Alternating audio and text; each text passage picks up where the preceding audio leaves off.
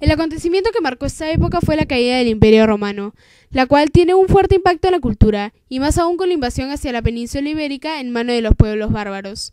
Se perdieron muchas enseñanzas de filósofos importantes, y se dio más adelante la paralización de los estudios filosóficos. Pero esto no hizo que los valores dejados por el Imperio Romano desaparezcan, más bien se dio un fuerte deseo por la recuperación del Imperio Romano luego de su caída.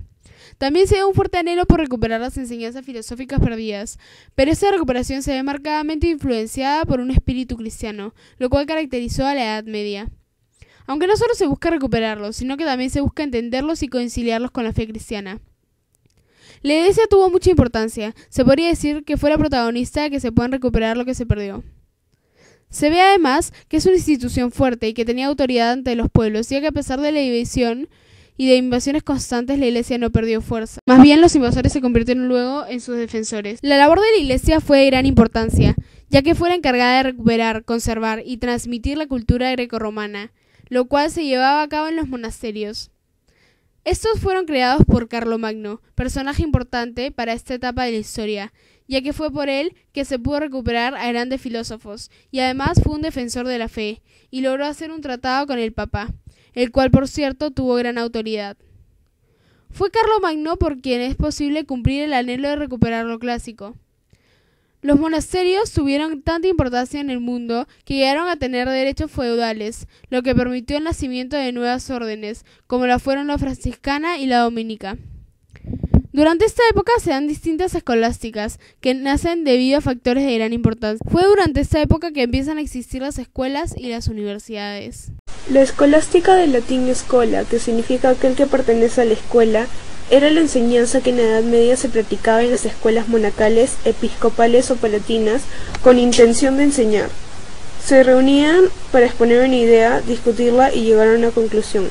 Las principales fueron la cristiana, que intentó utilizar la filosofía grecolatina para comprender la revelación cristiana, la judía, que fue influenciada por la cultura musulmana y trataron temas de carácter religioso y se dedicaron a la interpretación de la Biblia y del Talmud, y finalmente la árabe, que trataron de expresar sus ideas por medio de la filosofía griega y los pensamientos de Aristóteles. La escolástica cristiana fue la especulación teológica filosófica que se desarrolló en las escuelas y universidades cristianas de la Edad Media. A pesar de que los autores que la componen son muchos y de muy variadas escuelas, todos poseen algunos elementos comunes. Primero, los autores son principalmente teólogos, en donde buscan la fundamentación racional.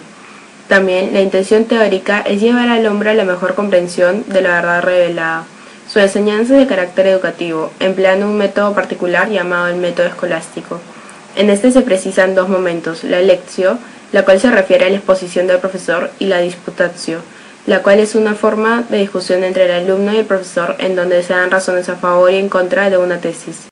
Entre los temas tratados se encuentran el hombre, Dios, la naturaleza, el entendimiento y los universales. Distinguen tres etapas: el periodo de formación hasta el siglo XII, en donde se recopilan textos antiguos, surge un mayor interés por los universales y se plantean las grandes síntesis doctrinales. Podemos encontrar a Juan Scoto de Eriúgena, quien fue el máximo representante del Renacimiento carolingio. Para él, la filosofía es igual a la religión, ya que las dos buscan a Dios.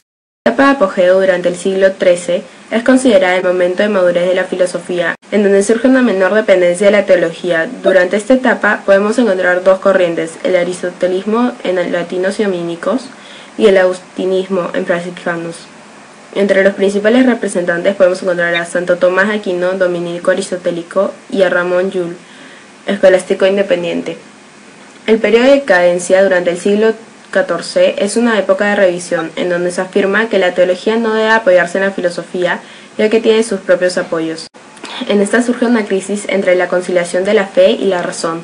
También los autores reciben influencias de otras corrientes como el neoplatonismo y el místico especulativo, en donde se desprecia el conocimiento racional. El principal autor de esta época es Guillermo de Ockham. La escolástica judía se dio en los países árabes, pero sufrió la influencia de la cultura musulmana. Sus máximos representantes fueron Avicebrón y Maimónides. Avicebrón sufrió una influencia platónica.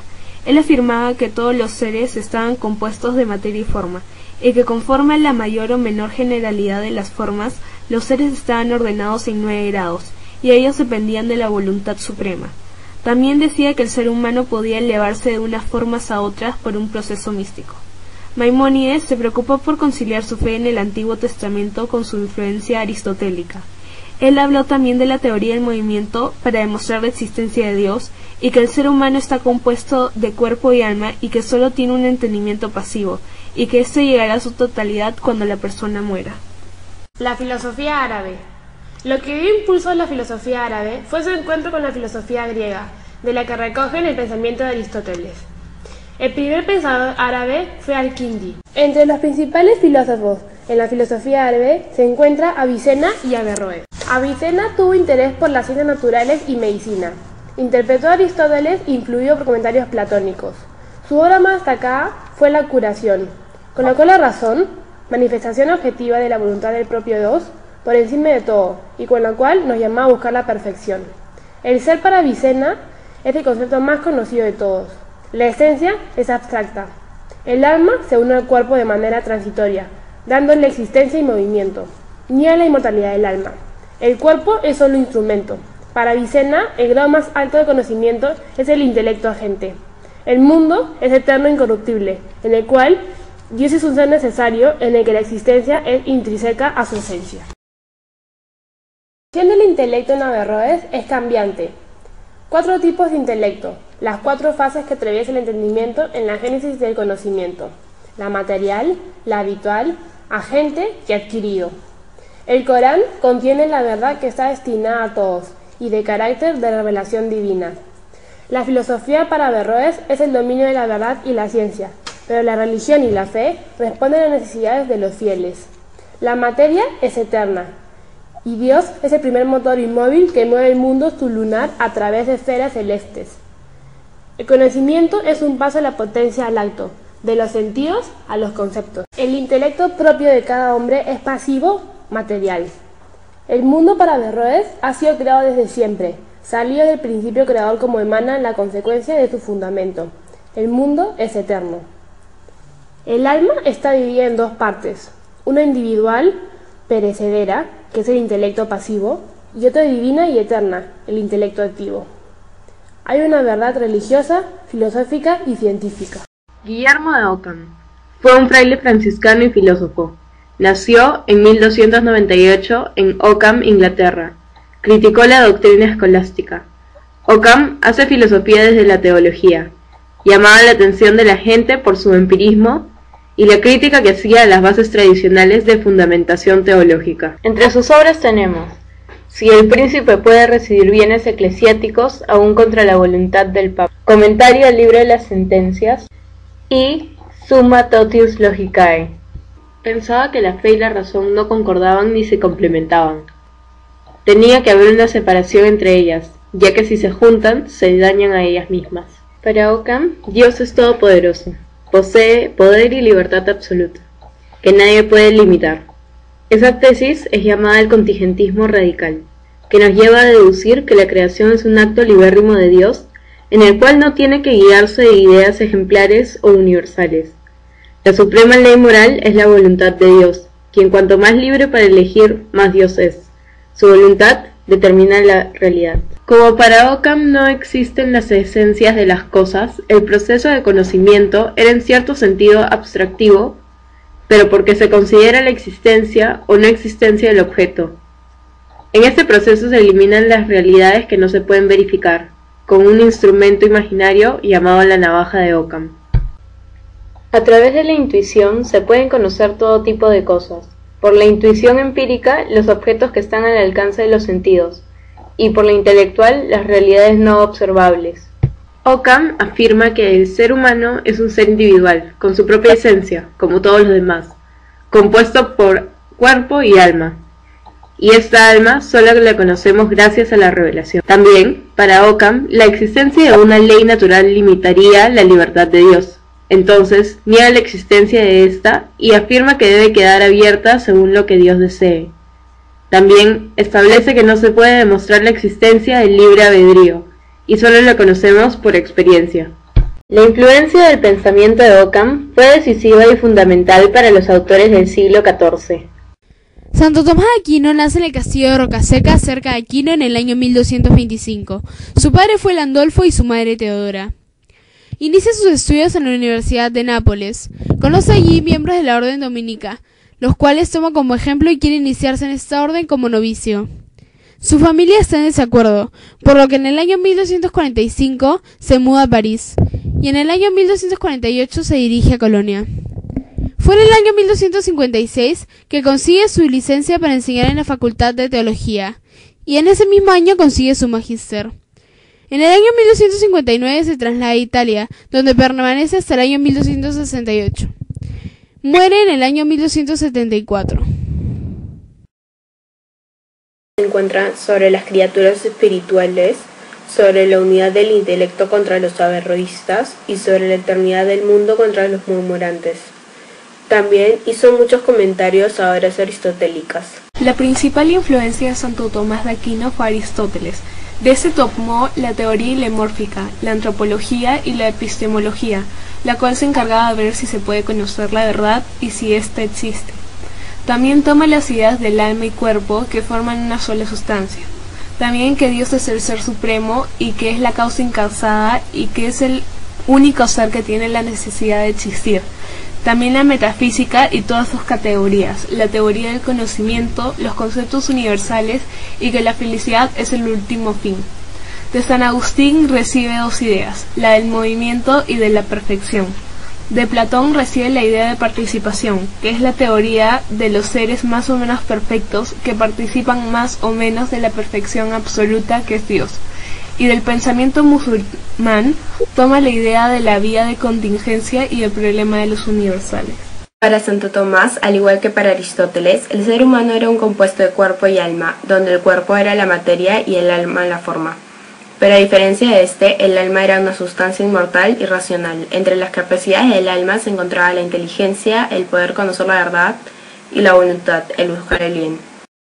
Entre estas existía una relación recíproca, en donde la voluntad actúa de acuerdo a lo que la inteligencia considera que es lo verdaderamente bueno. El ser humano es dotado de entendimiento inmaterial, es decir, el poder descubrir la esencia de las cosas, de los actos humanos que son morales, los cuales implican conciencia, conocimiento y voluntad. El ser humano es un ser ético ya que posee voluntad. Su fin moral es la felicidad. La ley natural es la ley inscrita en la naturaleza del ser humano, la cual se corresponde con la ley divina y ayuda al hombre a encontrar la verdad y el bien. Por esto, la relación nunca va a ir en contra de la ley natural. Para Santo Tomás se conocía a través de la abstracción, igual que para Aristóteles, eliminando los accidentes de los individuales y captando las esencias, es decir, los conceptos universales, que son la verdad de las cosas. Para Santo Tomás, la razón y la fe son complementarias. Cada uno tiene su propio campo de conocimiento. La razón es el conocimiento natural. La fe es el conocimiento sobrenatural. La razón me permite abrirme a la fe por teología natural. El hombre que constantemente busca el sentido de su vida y de la verdad se puede dar cuenta de que existe la posibilidad de que exista un ser superior que ha ordenado el mundo. La fe me habla de verdades demostrables y no demostrables. La fe es un tipo de conocimiento que me permite saber una verdad, nunca se opone a la razón, es siempre un misterio y no es irracional. La teología natural. A Dios lo conocemos por dos formas: revelación de Dios, fe, y teología natural, existencia de Dios y su naturaleza. Existen de Dios 5 vías: movimiento, punto de partida que le dé movimiento a todas las cosas y que sea inmóvil; causalidad, todo efecto tiene una causa, cadena de causas que generaron las cosas, primera causa encausada; contingencia, tiene principio y fin, podría no existir, no nos damos la existencia a nosotros mismos, alguien más nos las da, ser necesario, existencia en sí mismo. Perfección de los seres, cosas más perfectas y menos perfectas, creemos en la perfección absoluta. Orden cósmico, nivel de perfección de la naturaleza, no ha podido ser un fruto del azar, un ser inteligente que le ha dado un orden al mundo. Cuando más se participaba con el ser supremo que es Dios, más perfecto se era. Dios había creado al mundo de la nada, por voluntad libre y propia. Dios es el ser necesario, que existe por sí mismo. Le comunica el ser a todos los demás seres que son contingentes. Y la naturaleza de Dios. vía de la negación, que no es, y vía de la analogía, que es.